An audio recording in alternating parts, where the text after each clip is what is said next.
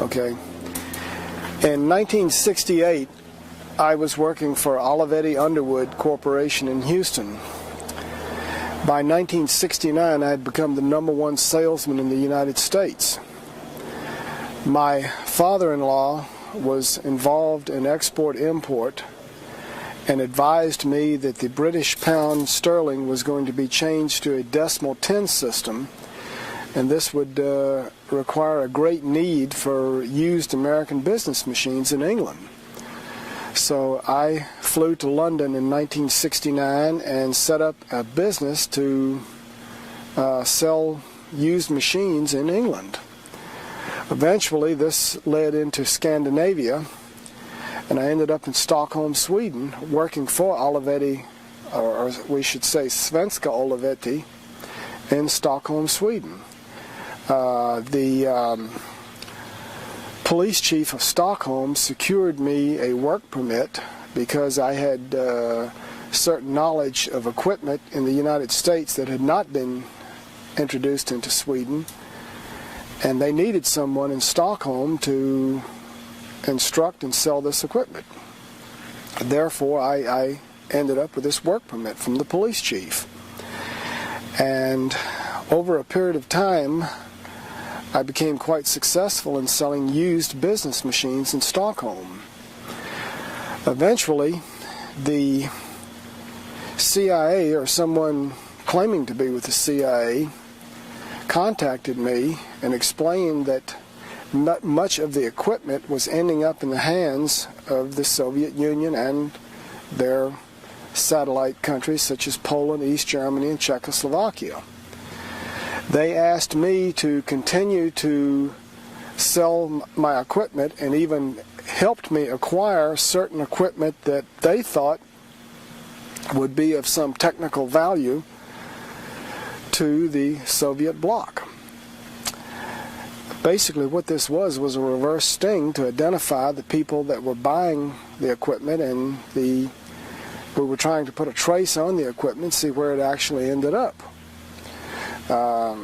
This went on for about 6 months, and eventually the CIA explained to me that I should leave because many people that were my customers were reporting that I was working for the U.S. government in more or less a reverse sting operation for technology transfer.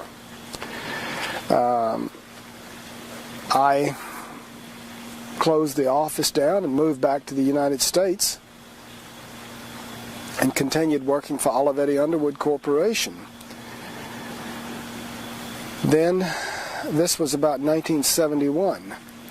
In 1972, I had a business going where I was importing motorcycles and motorcycle parts from all over the world, mostly Japan and England and Germany. The shop was broken into and a large part of my inventory was stolen.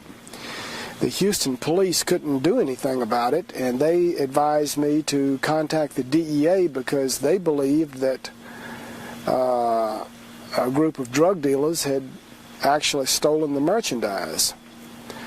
So in my conversation with DEA, I agreed to go to work for them in order to catch the people that had stolen the merchandise from my motorcycle shop.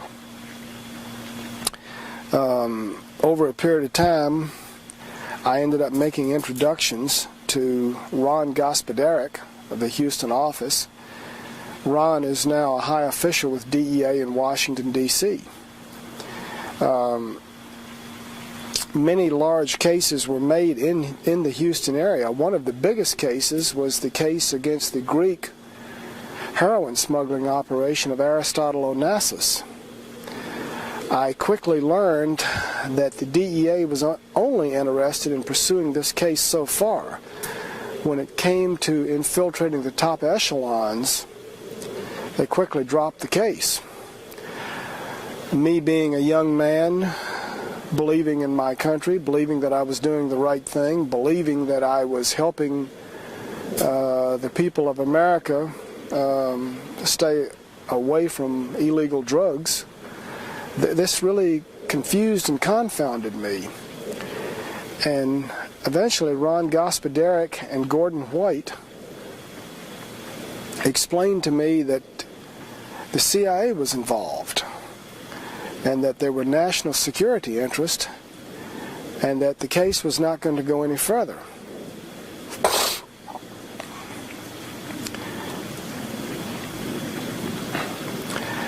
After this case was finished, the DEA sent me into Mexico, they sent me into West Texas, they sent me all over the United States. And in particular, I was involved in going into Mexico and breaking up large-scale heroin smuggling operations. There were too many of them to name. None of them were of any great significance, but the significant point is that I was working for the DEA, I was being paid, and I was an undercover agent. At one point, they advised me to become a pilot so that I could infiltrate certain drug gangs better. They paid for my training, they paid for my pilot's license, and then eventually, by about 1978, they sent me to the FAA Academy in Oklahoma City. Bill Collar, high-level agent for the DEA, trained me in DEA aircraft how to make soft field and short field landings, and trained me for ocean survival and jungle survival in case I was forced down or had to crash.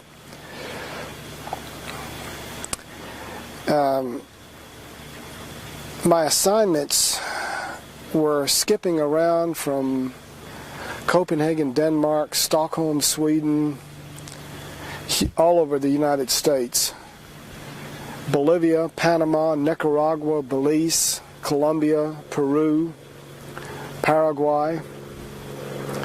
And I don't have enough time in this interview to go into great detail on what I did in each country.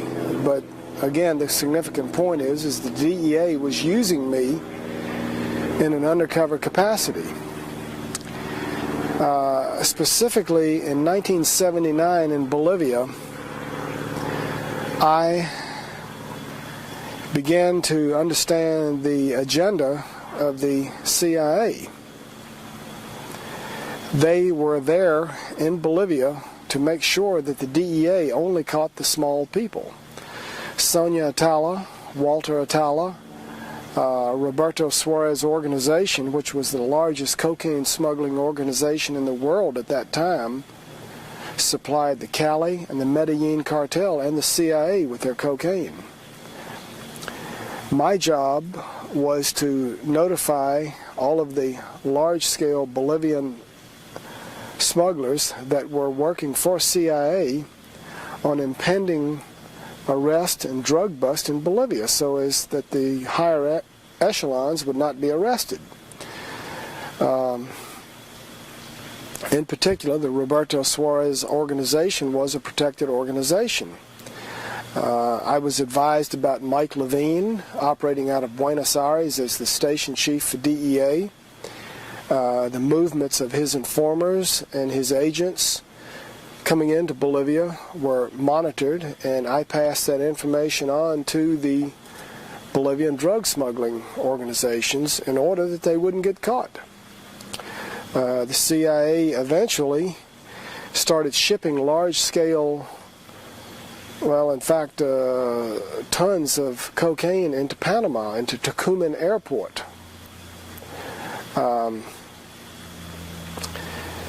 They were flying LAB marked 727s and 707s, and they would pull into a warehouse district on the backside of Tucumán Airport where they'd be protected by the Panamanian Defense Forces when they used forklifts to unload pallets of cocaine and placed into Sonia Atala's warehouse. Sonia Atala also had another company on the Atlantic side of Panama in the Colón Free Trade Zone. These companies more or less served to, they were really a front to ship radios and TVs, mostly Hitachi, that was the brand that they were using, back to Bolivia and to Paraguay. However, the real purpose of the company was to bring cocaine into Panama for distribution by the Mossad and by the CIA. This cocaine was flown into Nicaragua, into Belize. The planes were refueled there, and then it was flown into the United States. Now, it was probably flown into other locations, but the only two locations that I know about for refueling cocaine flights were in Nicaragua and in Belize. Now then, arms were also put in these warehouses. The Israeli Mossad seized a lot of arms in Lebanon. These arms were shipped into Panama, put into this warehouse and other warehouses, and then they were flown into the Contras in Nicaragua by pilots. Several of the pilots that I knew were Floyd Carlton, Cesar Rodriguez, Enrique Pretelt, Daniel Miranda, and there were several other pilots in Panama that may or may not have known they were ultimately doing the CIA's bidding for them by flying drugs and arms. It was my understanding that Noriega had worked out an agreement with the CIA to allow his country to be used for drug and arms smuggling. They would put him in power and maintain him, and it was kind of a working arrangement where he would give up certain small level dealers that the DEA wanted and protect the large scale ones that were CIA assets. I can tell you this, that Isla Contadora, where the Shah of Iran lived for a short period of time before his death, was owned by Gabriel Lewis.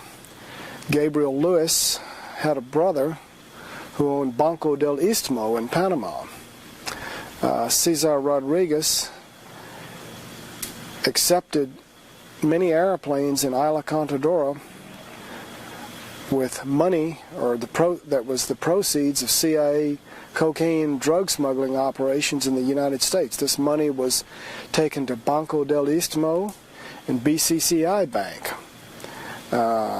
I think it's significant that Gabriel Lewis last year, I don't know about this year, was the U.S. ambassador from Panama.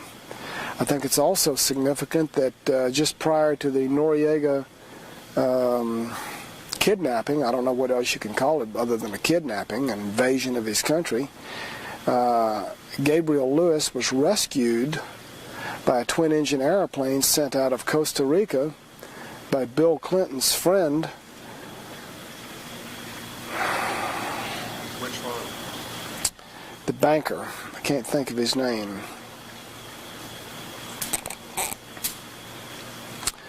I'll come back to it later. I can't think of the banker's name, but it's also significant that I had flown money out of Arkansas and eastern Arkansas, just west of Memphis, and near a little town called Mariana. I had also, it's near Forest City. I had flown arms and money out of this area into Belize and Nicaragua and Panama. And at one instance, I picked up a load of cocaine out of this warehouse in Panama and flew it on a plane that was provided to me by the DEA out of Panama, and I flew it into this airstrip. A DEA agent out of Memphis met me. The airport was protected by an Arkansas State police officer, and I must admit, I don't know what happened to the cocaine. I was not involved in selling it in the United States. My job was to get it delivered from Panama and to stop and have it refueled in Belize. The northwestern part of the country of Belize was not a very good location for Coca-Cola Minute Maid to buy almost 20% of the country of Belize, ostensibly to raise citrus fruit because of the U.S. freezes. But anyway, this land was bought. It had no outlet to the sea. This land was used for airstrips for refueling arms and drug flights, and it was also used to train Contras. And when this load of cocaine I flew out of Panama came into Belize, people that I believe were CIA assets refueled me. Also, when I flew arms out of Louisiana and Texas and Arkansas, I would land in Belize in the northwestern part and either continue on after being refueled or give the plane over to another pilot. What types of planes did you I was flying mostly Piper Senecas, Piper Aztecs, Cessna 310s, Cessna 210s, Cessna 206, Piper Navajos. This is, I think, significant that the FAA had and the DEA had spent money on me learning how to successfully do short field and soft field landings.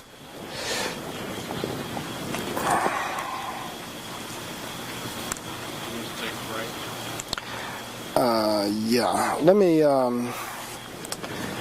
Yeah. Let me take a break. Can I just take this off?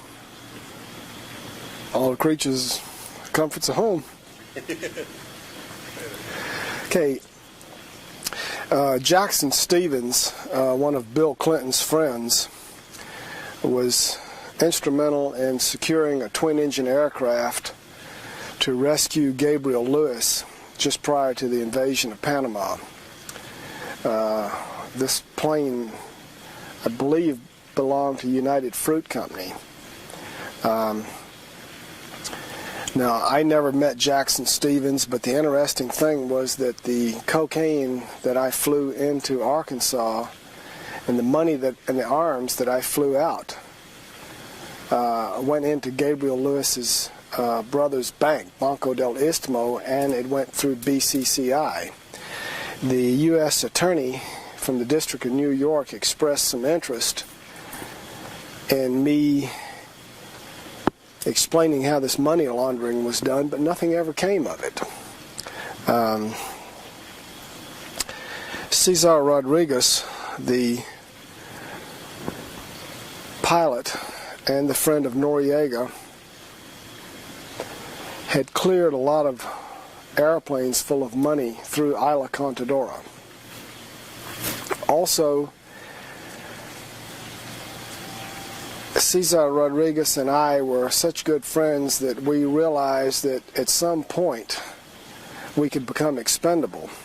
So we began gathering information, and I was giving it to my Swedish girlfriend from Stockholm, and she was putting it in a safety deposit box in Berlin, Germany. This information included a lot of the locations where they were flying arms and drugs and money throughout Central America, throughout Arkansas, Texas, Louisiana, the names of banks. It even had tape recordings of Noriega talking to CIA officials about drug smuggling and arms smuggling. We believed that at some point, if they ever tried to make a move against us, that we could, in fact, take that information and use it against them to secure our freedom. Over a period of time, I began to wonder what the real agenda of the United States government was. At first, I believed that there was a war on drugs, that they were trying to stop drugs and protect the people. Then the next excuse was, well, we need to defeat the communists. They're in Central America. You need to go in and pose as a drug smuggler and find out about arms shipments, Cuban advisors, Russian advisors. And, of course, my cover was that I was a drug smuggler. No one else, other than a drug smuggler, could safely travel around Central America without being suspected of working for the CIA or the U.S. government. This information that I had gathered also, well, let me say it in a different way. Over a period of time, traveling all over the world and having the ability to speak 5 languages, I read newspapers from Northern Europe, and also from Spain and from Latin America.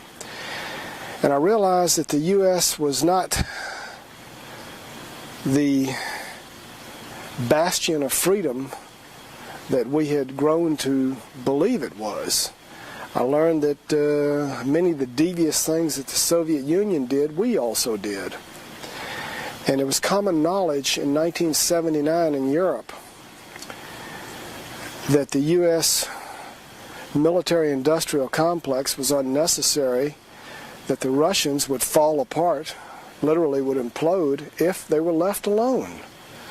That this Reagan and Carter election was a sham on the American people on Reagan's part, because the military-industrial complex didn't need to be built up. The Russian people didn't believe in the system. They didn't have enough to eat. They didn't believe Pravda. And again, it was common knowledge in Northern Europe that within 10 years the Russian system would fail. Over a period of time, I began to question what I was doing, and I wanted out.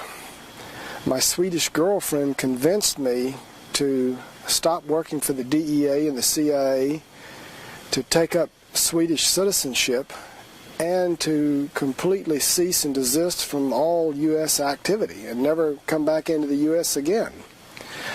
I went to my CIA contacts in Panama and explained to them that I wanted out. They protested and told me that I couldn't get out, that I knew too much, that I was too valuable, that I'd made too many connections all over the Americas. And when I insisted, they finally gave in.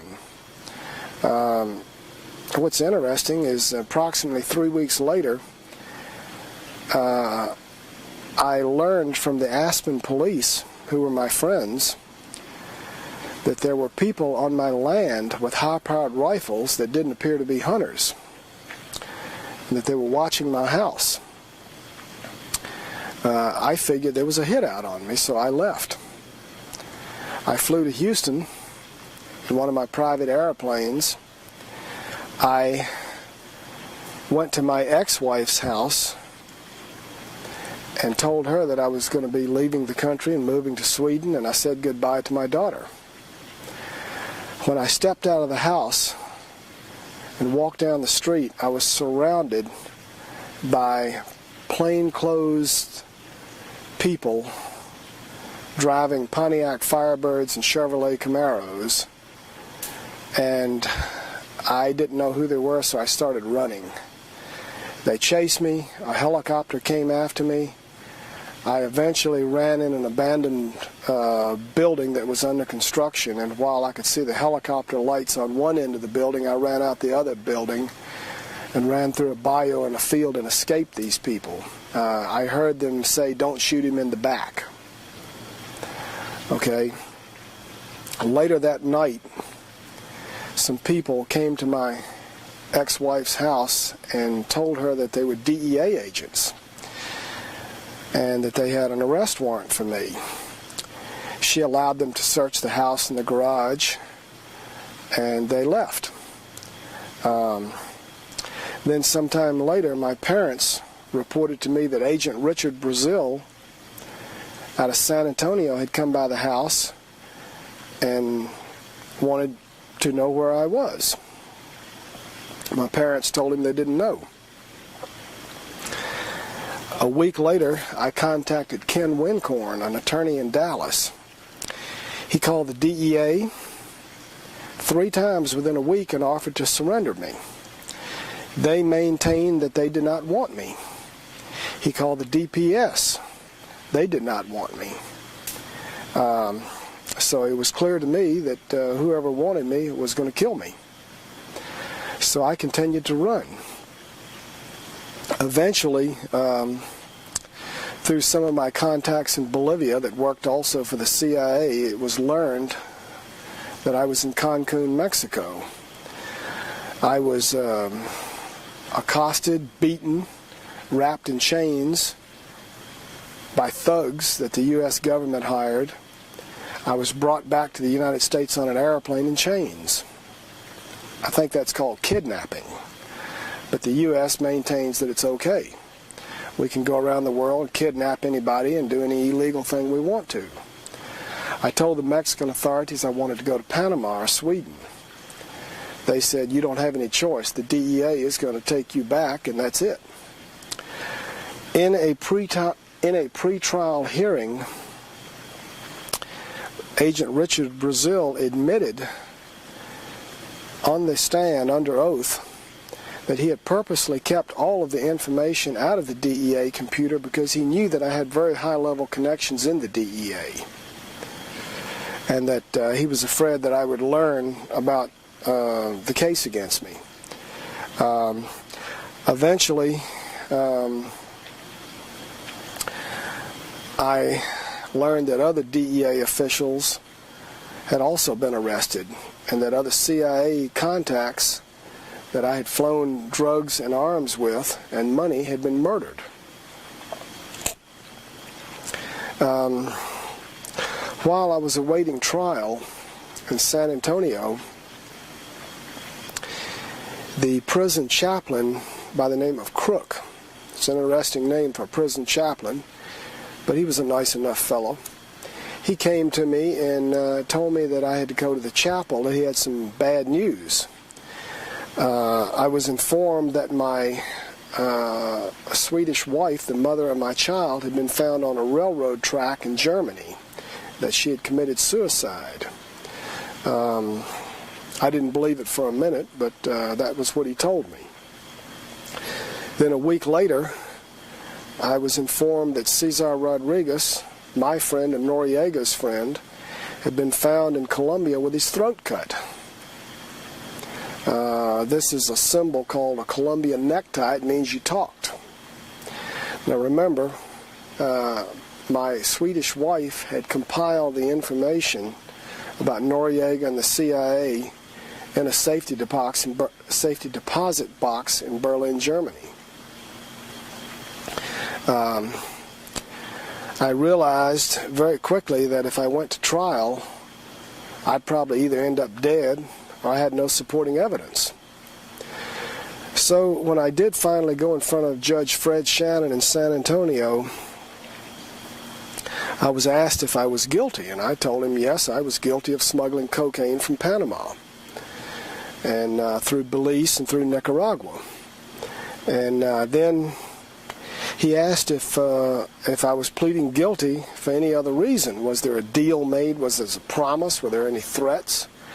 And I said, well, I don't think there's any deals, and there's probably no promises other than I'm not supposed to get more than 15 years, but actually I do not want to go to trial and embarrass the U.S. government and the DEA and the CIA because I'm afraid I'll end up dead like my former colleague, Sante Barrio, who was murdered with a poisoned peanut butter sandwich in the Bexar County Jail. Nothing was done about it, and I'm afraid that the same fate would fall on me if I tried to embarrass the U.S. government by explaining what I was doing while working for the government. The judge was quite shocked and asked my attorney, one of my attorneys, Tex McConaughey, to prove that I was working for the government. He presented my logbook, my official logbook, showing that I had been flying around the U.S. and the world in numerous DEA-registered aircraft, and that I'd been trained by DEA to make soft and short field landings in DEA aircraft. Judge Shannon accepted this as fact. Then he said, okay, you're guilty, and that's it.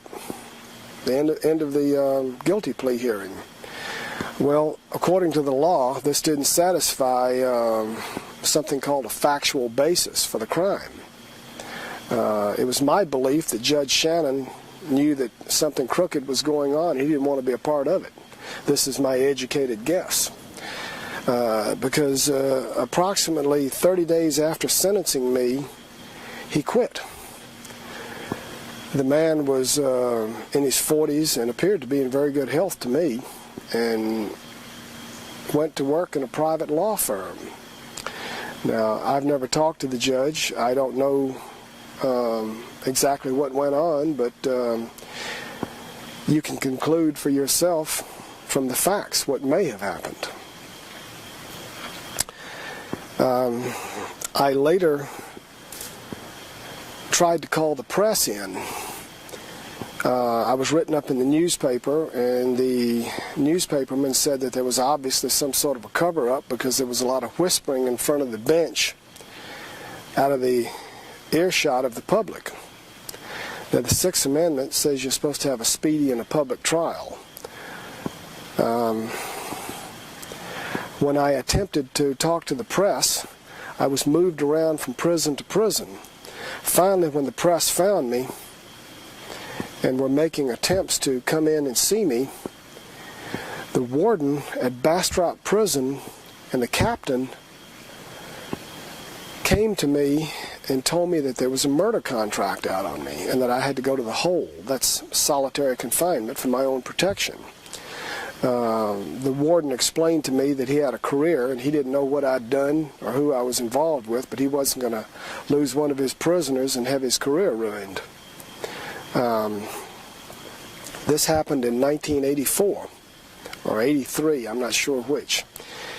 Incidentally, this warden in 1994 had been demoted to a common guard at Springfield Prison and was just awaiting his retirement. Now again, I don't know why he was demoted. All I know is that he was demoted.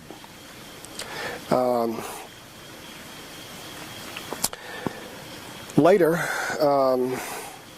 my attorney that had exposed my logbook, Tex McConaughey, had a nervous breakdown and has never practiced law since then.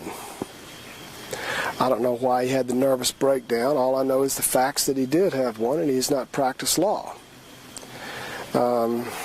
Incidentally, I stayed in the hole for 90 days, and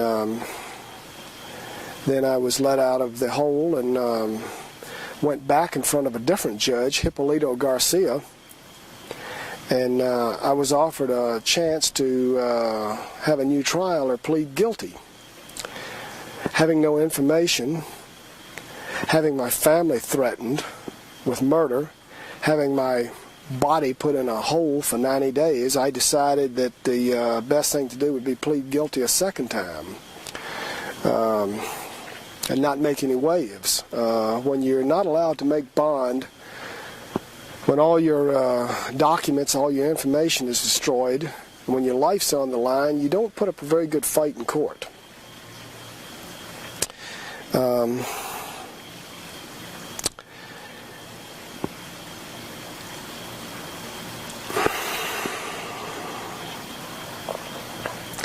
After release from prison in 1986, I stayed in prison approximately 3 years. I was coming up on my 5-year date of being out of prison without being arrested.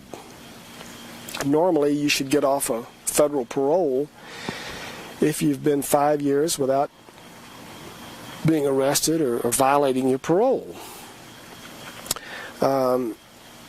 Because of my criminal record, I was unable to secure meaningful employment, so I was washing airplanes as a living. I phoned my parole officer, a Mrs. Barron out of Arlington, and told her secretary that I was going to Austin. Her secretary advised me to come in and get a permit. I was remiss, and I didn't go in and get the permit. I went to Austin anyway. While down there and while washing planes, I was approached by Robert Nestor of the Department of Public Safety Air Smuggling Detail. Since he had been protecting me on my arms and drugs flights from the early 80s, I knew him well. And in fact, I was planning on going into the Noriega trial and explaining to the jury about the cocaine, drug smuggling, arms smuggling operation out of Panama and Bolivia and Nicaragua into Texas, and how Nestorov was protecting these drug flights. So, to make a long story short, Nestorov and his friends showed up, arrested me and two other gentlemen.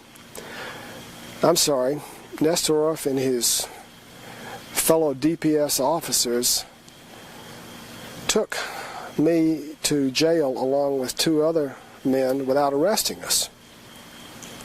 They searched the plane, they searched several cars, they searched several houses, and the next morning they returned to jail and said, "Let them go. We can't find any laws they've broken."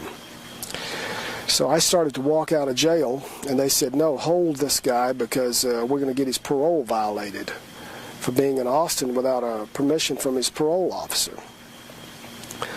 I told these DPS officers, including Nestorov, that that was not their job, that it was my understanding that if there was a violation, I'd deal with my parole officer. And since they didn't have an arrest warrant, that I'd just leave and go back to Dallas and talk to my parole officer. Well, they didn't like that idea, so they put me in jail, again without arresting me. They held me until the next day, and then they did get an arrest warrant. It's kind of, I think it's called getting the cart before the horse. Then, 90 days later, they took me into the back room of Bastrop Prison near Austin without an attorney, without the public being present, and I was charged with being out of bounds, and I pled guilty to being out of bounds because I technically did not get the written permit, even though the parole officer knew where I was. The penalty for this was 60 days.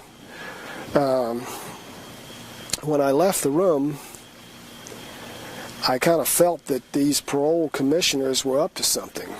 5 minutes later, when I came back, they told me they had made up an additional charge of smuggling drugs in a conspiracy utilizing my flying ability, and that this activity was similar to my previous activity, and instead of 60 days with good time, I should get 20 months with no good time.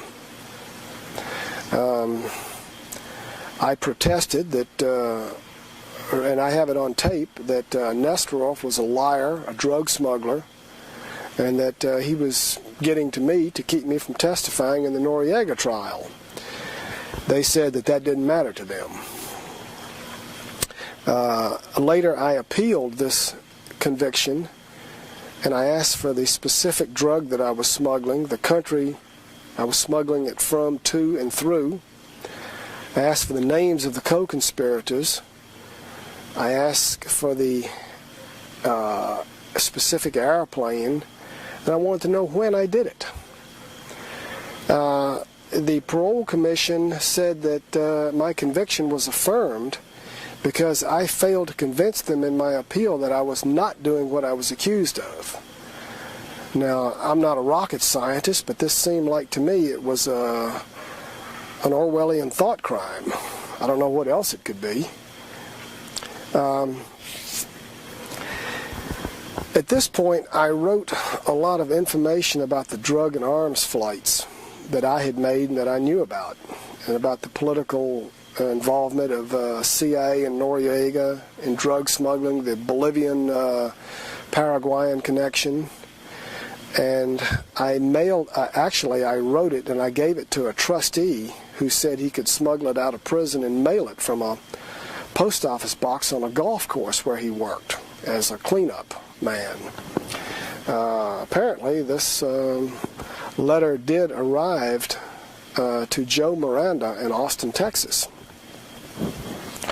I called Joe on the monitored prison phone and learned that he had received the letter. And in discussing it, I think Frank Rubino, Noriega's lawyer, came up. That was who he was supposed to turn this information over to, and also the press. Shortly thereafter, the police, I think it was the DEA, raided Joe Miranda's house with a search warrant. No drugs, no money was found. No evidence of drug smuggling was found, but these papers were taken. Later, Joe was charged in a dry conspiracy to sell drugs or smuggle drugs, I'm not sure which. He hired Dick DeGuerin out of Houston, who defended David Koresh and some of the cult members. Dick DeGuerin filed motions, pretrial discovery motions, to get these papers returned. They were never returned, and the case against Joe Miranda was dismissed.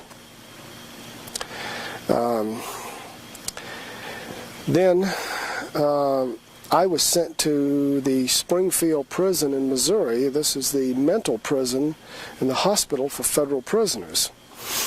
While there, under protest, I was given a forensic evaluation. Forensic means medicine and law. I had, in one of the dirty jails somewhere or another, I had contacted TB. And I was taking prophylactic medicine to prevent the onset of TB. While en route from Springfield back to Montgomery, Alabama for a competency hearing, I was taking my TB medicine in a small county jail. The elderly black nurse turned her back, and I stole my forensic evaluation out of my medical jacket. It clearly stated on it, "No psychosis found." It was signed by the chief of the department at Springfield. I mailed this to author Rodney Stitch, who wrote about me in Defrauding America. Then when I got to Alabama, I was again ordered to undergo a second psychiatric examination by Dr. Guy Renfro. I protested, but had no choice in the matter. And so he gave me about an hour and a half worth of examination. And then I was taken into court. My court-appointed attorney was obviously on the government side and was going to sell me out, so I told him to sit down and shut up and I would conduct my own hearing. I asked Judge Thompson if this would be permitted, and he agreed.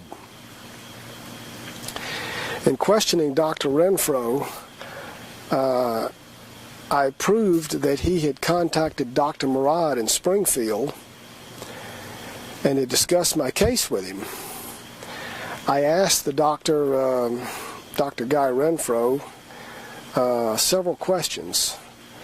Number one, I asked him, would it have been more scientific if he had started fresh and found his own results rather than contacting the previous doctor? He admitted it. He also admitted under oath that he had never taken the Hippocratic Oath.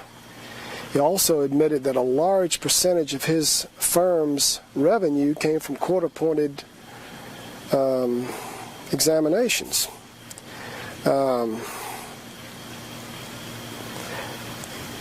I thought that I had done a good job. Everyone else in the court thought I had done a good job, and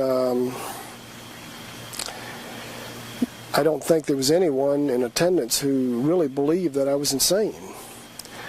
However, Judge Thompson agreed with both the psychiatrists that I was insane and sent me back to Springfield for a 120-day restoration to competency. During this time, I made it known to Judge Thompson that someone was committing fraud in his court, that I had a copy, or that I had the original forensic evaluation showing that no psychosis was found. This didn't seem to impress the judge, and so he again committed me to a second 120-day observation. At this point, the psychiatrist or psychologist said that they couldn't cure me, that I was hopelessly insane and could never go to trial. So they were going to take me back to court and dismiss this case due to the fact that I was insane and couldn't assist my attorney. I think they were worried about what I'd say in court and that no one would really believe the government. So they decided instead to keep me in Springfield and just do everything by mail rather than have me go back to court. I was given a dangerousness hearing by a committee of quacks at Springfield to determine if I was a danger to society, if I might injure someone or property or myself if I were released. And the only truth came out that I agree with from this whole thing, that I was no danger. So I passed the dangerousness hearing. Then, rather than dismiss it due to incompetency or insanity, Judge Thompson dismissed it in the interest of justice. I believe this is the only escape from a federal prison that has ever resulted in a dismissal in the interest of justice.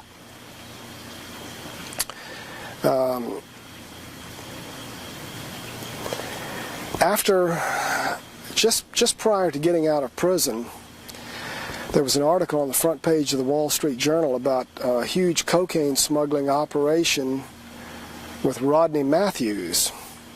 Apparently these fellows were flying cocaine when the AWACS radar was not up. And it was suspected that they were being tipped off by someone in customs. Then later, it was revealed that Richard Cardwell of U.S. Customs had been arrested for smuggling 25 tons of cocaine, along with my old friend Robert Nestoroff of the DPS, who wrote the report that stated that I was smuggling cocaine or that I was in this conspiracy to smuggle an unknown drug from an unknown country with unknown co-conspirators. Seems that Nestoroff had perjured himself in federal court and also been involved in smuggling 25 tons of cocaine.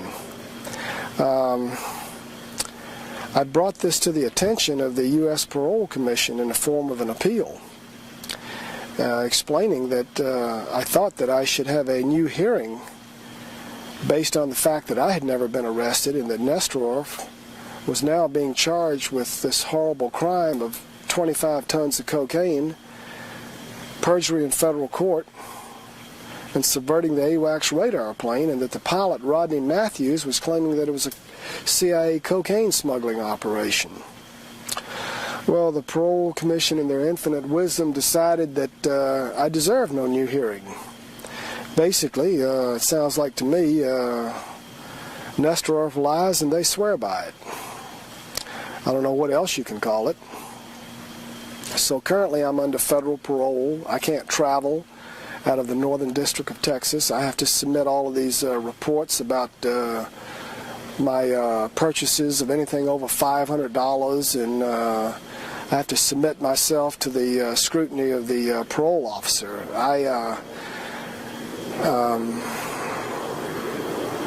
I believe that this is something like the Communist Party block officer issuing an internal passport for travel in the old Soviet Union. I believe that the military-industrial complex that Eisenhower warned about in his farewell address has evolved into the prison-industrial complex. Let me go back a bit. Ron Gospodarek and Gordon White and my CIA contact in Stockholm, Axel Anderson, George Phillips out of Panama, all concluded that dope is money and that money is power. And they really didn't care if the American public took dope. In fact, they encouraged it for certain people because it kept them pacified and kept them from revolting, especially poor people in ghettos that are disadvantaged. The thing that concerned them was that the wrong people would make money off of it. And if any money was to be made, the U.S. government was going to make the money and control it. I, at one time, believed that the cocaine that I smuggled into the United States would be sold to buy arms. The arms would be used to defeat the Sandinistas. As I stated earlier, I had reported on Cuban and Soviet advisors, as well as Soviet military equipment in Nicaragua. While I was moving around as a drug dealer, I encountered a lot of Soviet arms. This I reported to the CIA. In one instance, a village where I had been buying drugs was literally leveled, and everybody in the village was killed because they had a large supply of Sandinista sympathizers, Cuban advisors, and Soviet military equipment. I felt that I was doing a service for my country. I thought that I was a patriot. I thought I was doing the right thing. Again, after reading the Northern European newspapers, the Latin American newspapers, and talking to my Swedish girlfriend, I realized the U.S. really wasn't very different from the Soviet Union. And there was a lot more than just pretending to smuggle drugs to pay for arms. Incidentally, the Boland Amendment prohibited the arms from being smuggled into Nicaragua to the Contras. But Noriega, North, Casey, Alan Fears, and Clara George decided that they were wiser than Congress and that this could be done anyway in violation of the Boland Amendment. Some of the tapes that Cesar Rodriguez and I had compiled involved conversations and arms shipments, a lot of information about arms and drugs and money laundering. But none of this has ever been found after my Swedish wife was found on a railroad track, and Cesar was found in Colombia with his throat cut and his tongue stuck out. When I did get out of prison in '86, I called my mother-in-law in Sweden and tried to get some information, tried to see my child. She was not very happy with me, and she informed me that I had caused the death of her daughter. And in a roundabout way, she was right. She did explain to me that she had gotten the information out of the safe deposit box in Berlin, was going to give it to the press in East Berlin, and was going to fly back to Stockholm that night on a flight, and she told her mother not to feed the baby because her breast hurt. She wanted the baby hungry when she got home. The next morning, she was informed that her daughter committed suicide on a railroad track. I wasn't there. I don't know what happened. I don't know the whole story, but I think the people can figure it out for themselves. One other thing I'd like to mention is at one point I had gone into Paraguay with a very beautiful Bolivian girl that was Miss Bolivia as my date. This was in August. This is their coolest month in Asuncion, and they have a lot of Germans, a lot of people from all over the world that come in there for a festival. And at this festival, the president's son, Alfredo Stroessner's son, wanted to dance with this girl. She explained that it would be rude for her to leave the table by herself because she'd come with an escort, so I was invited to President Stroessner's table so that his son could romance my date. There I met Anastasio Somoza, the deposed dictator of Nicaragua.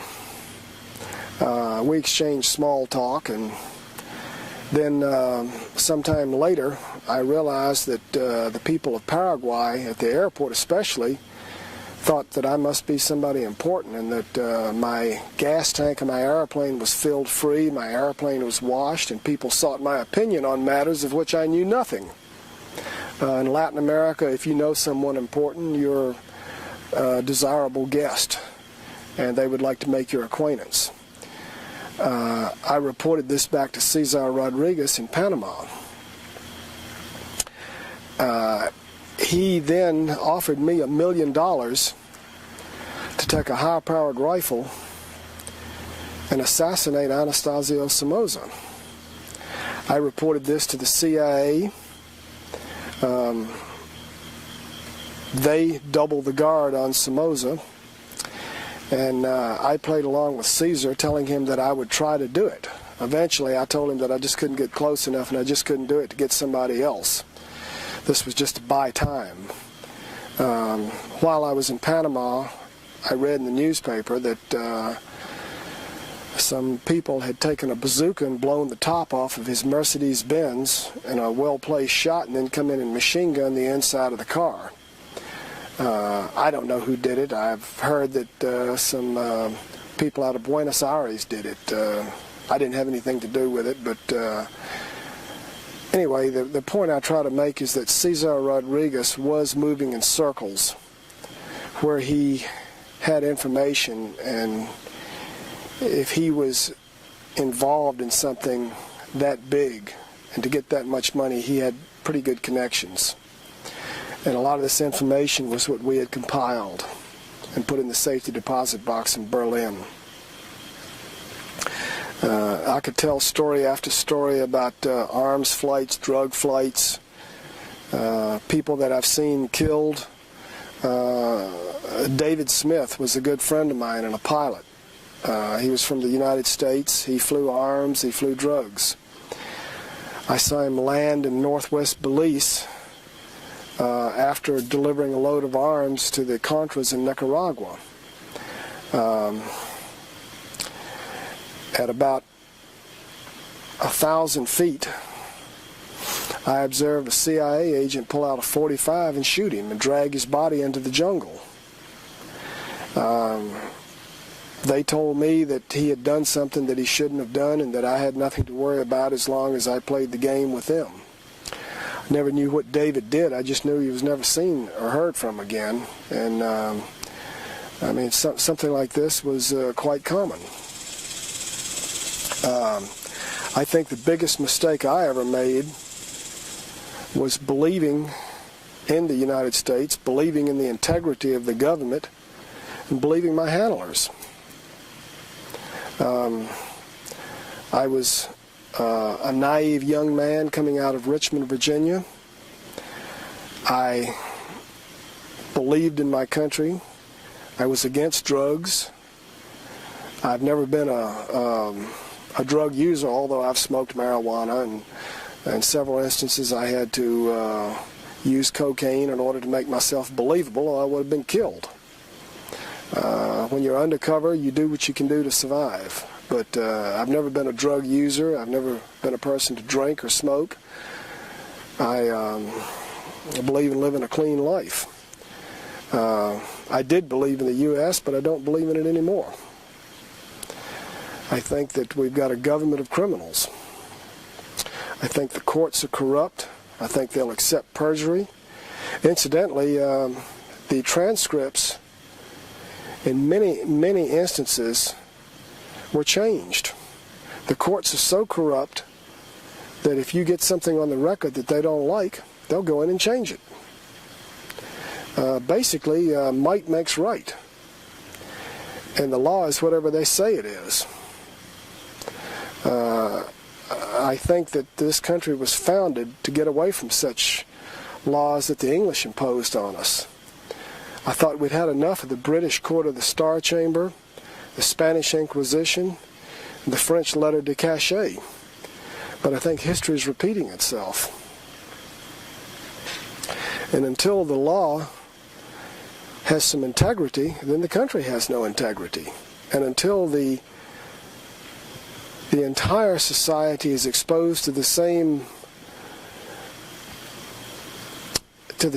until the entire society, including the power elite and government officials, are brought to justice as a common man would be brought to justice, then I think Thomas Jefferson's saying that no democracy can long stand without the enthusiastic support of a large majority of citizens, I think that scenario is going to play out. Also, I'd like to remind the people that Ben Franklin said that if anyone would give up a little liberty in order to gain a little security, they shall have neither liberty nor security. These are just my opinions, but the facts are that I worked for the government. They paid me. I was an undercover agent. I was not arrested for drug smuggling or drug dealing. I did not have to work off a case. I was not doing this to save my hide. I was doing it because I believed in my country and I believed in the law. And the reason I did smuggle drugs is to raise money to buy arms. I don't think the Soviet Union was a very good model. I don't like what we've become. I didn't like what the Soviet Union was. I'm glad that they fell apart. I'm glad that the back of communism has been broken. I'm glad that communism is no longer a viable threat. But I think that we've got a new threat. And I'll let you determine what it is. That's it. You want to ask me any questions, go over anything? What do you know about Sonia Attala?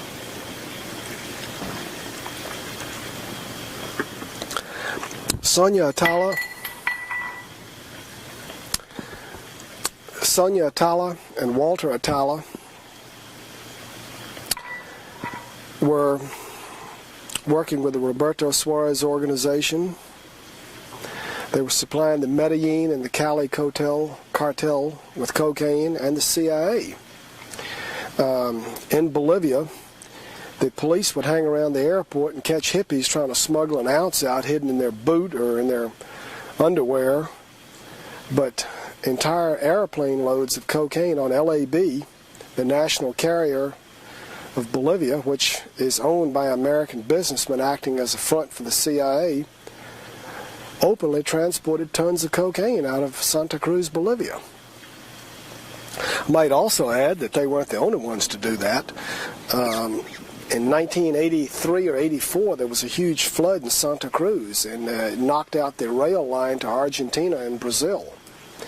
And there was no food, no medicine, and the Cubans sent several large transport planes of Russian manufacture, along with doctors and medicine and food.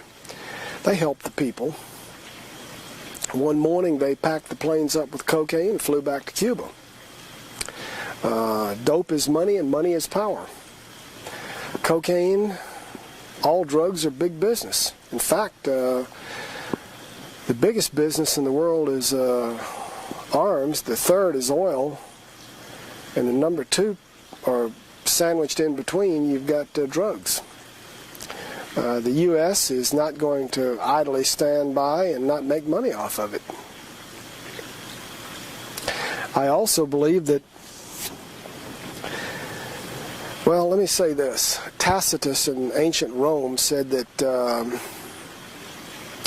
the more corrupt the empire, the more numerous the laws.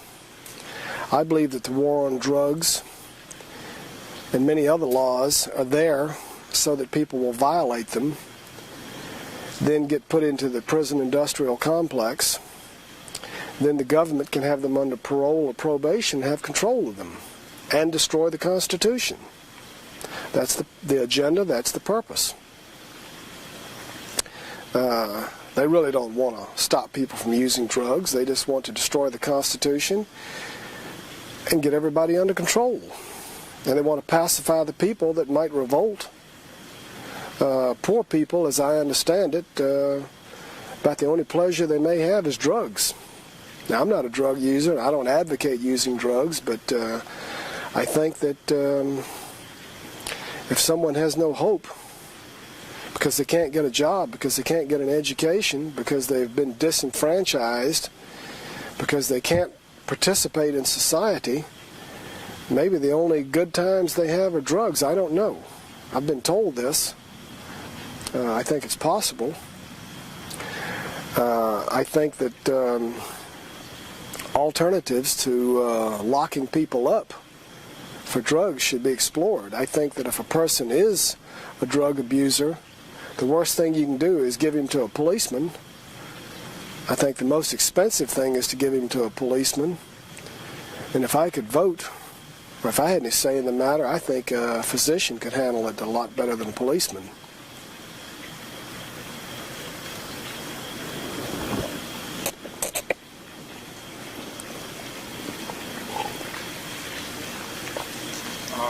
Corruption at the top. I mean, who knows what's going on? How far does it reach? Who doesn't? I think young DEA officers are gung-ho. They believe that they're doing the right thing. I think that after a while they figure it out, but then it's too late. There's nothing they can do about it. The system is too corrupt. In 1976 or 77, a lot of CIA people were transferred over into DEA. I think the DeFeo report showed at one time that there was some sort of a plan where the CIA could control the DEA for economic and political reasons. I don't know what's in the report, but I think it's worth looking at. I also know that that my job, while in the DEA, was to act as liaison to the CIA and protect the Roberto Suarez organization, the higher level of the Roberto Suarez organization, being arrested because they were cooperating with the CIA. Again, they caught the little guys, but none of the big guys. Michael Levine was sending his informers into Bolivia, into Paraguay. I believe that from the information I had that Michael Levine was trying to arrest them. The CIA didn't want them arrested, and I warned people several times that his informers were trying to catch them, and they took evasive action. I was doing my job. So was Michael. Apparently he was.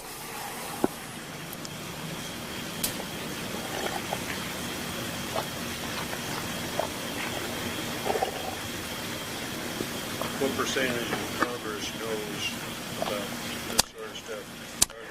How much are they being lied to? I really don't know. I've never dealt with Congress. I really wouldn't want to venture an opinion over what percentage of them know. I think that most educated people in the United States that want to be informed should be able to figure it out.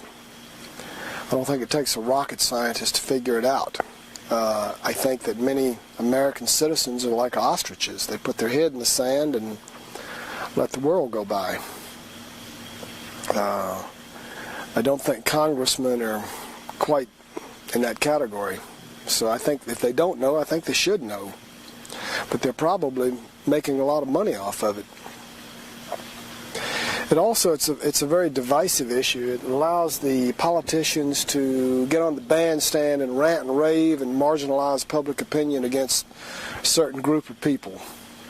It gets votes, and I'm sorry to say this, I think the American public is poorly informed, and I'm afraid that the average American is not very well educated as compared to the rest of the world, and I think the power elite want it that way. Uneducated people that are working too hard, that don't have enough time to do anything, can be easily manipulated. Can be easily manipulated. So busy trying to make a living, they don't have time. Most people are so busy trying to make it that they don't have time, and then the other people that that know about the situation are making money off of it.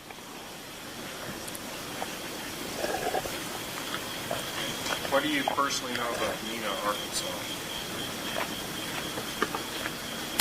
Very little. Everything was compartmentalized. I had no no distribution networks for the drugs that I smuggled into the country. I mostly stayed out of the country. The only thing I can say is that the load of cocaine that I flew into Marianna, Arkansas, was taken by another pilot in a westerly direction. He had about 3 hours worth of fuel on the plane. They didn't refuel the plane, or they refueled it enough for about 3 hours. I was almost out of fuel when I landed in Marianna, and they put about 30 gallons of gas on the plane, so that would have been approximately 3 hours. It could have gone to Mina, it could have gone anywhere. I have heard a lot about Mina, but I don't want to come out and talk about something that I was not involved in and that I don't have personal knowledge about. I can tell you this: I flew a load of cocaine into Addison Airport, right into the DEA hangar. Again, I didn't sell any of the cocaine. I don't know what happened to it. I can tell you that I flew arms into Bluefields, Nicaragua, south of Bonanza. I refueled in northwest Belize. I refueled in Santa Elena, Colombia. I'm sorry, Santa Elena, Costa Rica. I did these things. I know about them, but I did not fly any loads into Mina. And I think it would be wrong for me to act as an expert on Mina when I really only have secondhand information about it. I do know that there was a DEA paint shop and a repair facility in Mina. I know that when I worked out of Addison Airport in the early 80s, Addison was a very secure facility. I know that they once in a while flew their aircraft up to Mina. I didn't fly into Mina, but some of the other pilots flew aircraft up to Mina. I did work with some pilots that worked with Barry Seal. Let's see, this guy's name, I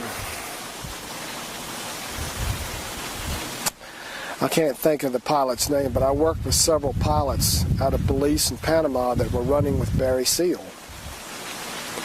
And I had seen Barry Seal in Panama talking to Floyd Carlton and Cesar Rodriguez.